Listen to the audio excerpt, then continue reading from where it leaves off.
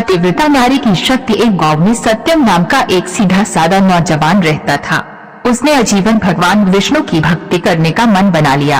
वह दिन रात विष्णु भगवान की पूजा अर्चना करता रहता था।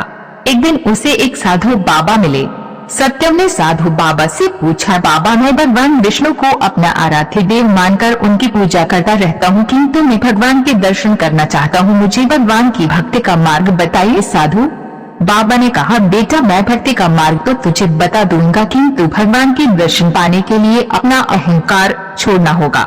इसके साथ ही तू गृहस्थ जीवन में रहते हुए भी भगवान को पा सकता है। लेकिन सत्यम नहीं माना। उसने कहा, महाराज मैंने आजीवन विवाह न करने का मन बना लिया है और मैं एकांत में तपस्या करना चाहता हूँ, आप मेरा मार्गदर्शन करें। साधु बाबा ने उसे तपस्या करने की पूरी विधि बता दी। अगले दिन सत्यम जंगल में पहुँच गया और एक स्थान पर बैठकर तपस्या करने लगा।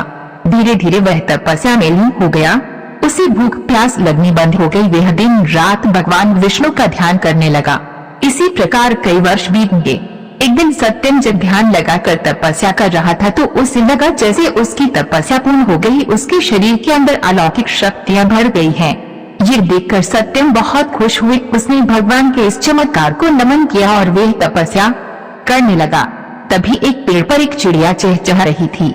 उसकी आवाज से सत्यम की तपस्या भंग हो रही थी। चिड़िया इस सब से बेखबर चहचहा रही थी। सत्यम को गुस्सा आने लगा। उसने आंख खोलकर चिड़िया से कहा, मूर्ख चिड़िया, तुझे दिखाई नहीं देता मैं तपस्या कर रहा हूँ, मेरी तपस्या तूने भंग कर दी, इसकी सजा तुझे अवश्य मिलेगी। ये सुनकर चिड़िया रोने लगी और माफी मांगने लगी। लेकिन सत्यम ने जैसे ही गुस्से से चिड़िया को देखा, चिड़िया जलकर भस्म हो गई। ये देखकर सत्यम बहुत खुश हुआ। उसने मन ही मन में कहा, इस संसार में मुझसे शक्तिशाली और ज्ञानी कोई नहीं है। ये सोचकर वह गांव की तरफ चल दिया।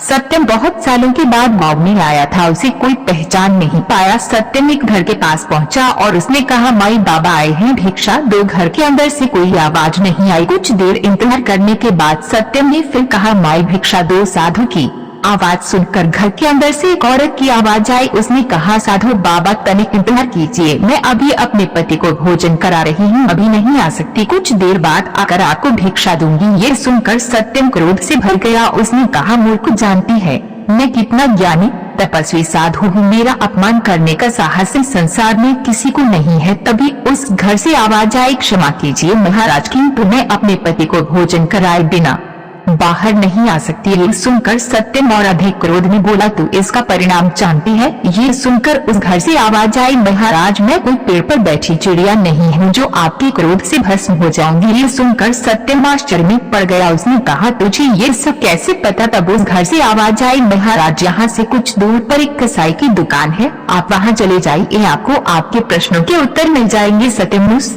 दुकान की ओर चल दिया। वह दुकान पर पहुंचा तो उसने देखा एक कसाई मांस बेच रहा था। सत्यम को देखकर वह दुकान से बाहर आ गया। सत्यम उससे पूछता, उससे पहले ही कसाई ने कहा, महाराज आपको उस औरत ने भेजा है जो अपने पति को भोजन करा रही थी। ये सुनकर सत्यम ने कहा, तुम्हें ये सब कैसे पता? वहाँ तो उस समय कोई नहीं था। तब उस कसाई ने कहा, महाराज आप मेरे साथ मेरे घर चलिए, वहाँ आपके सभी प्रश्नों के उत्तर मिल जाएंगे। सत्यम आश्चर्य से कसाई के साथ उसके घर पहुंच गया। वहां पहुंचकर उसने देखा कसाई ने घर जाकर अपने बूढ़े माता पिता के पैर छुए और पूरे दिन में जो भी कमाया था उनके चरणों में रख दिया। फिर अपने माता पिता को अपने हाथों से खाना खिलाया।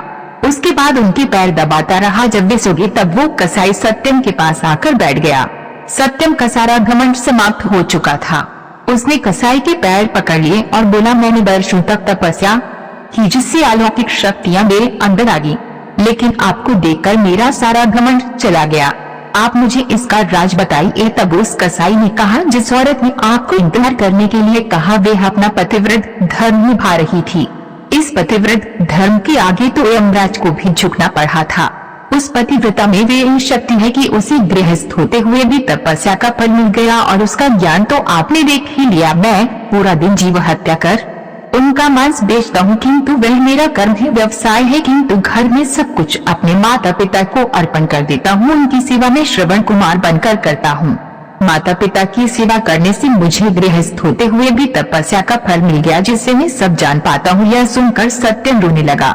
उसने कहा, मैंने कई वर्षों तपस्या की भगवान को पाने के लिए, किंतु एक क्षण के अहंकार ने मेरी तपस्या भंग कर दी। ये सुनकर उस कसाई ने कहा, आपका मन अब निर्मल हो गया है। आप गृहस्थ जीवन में अपने करते हुए प्रभु को याद कीजिए, यही सबसे बड़ी तपस्या है। आने कर्मों भागकर आप कभी प्रभु को नहीं पा सकते। ये सुनकर सत्यम अपने घर आ गया और गौ बालों की सेवा करने लगा। धीरे धीरे उसकी तपस्या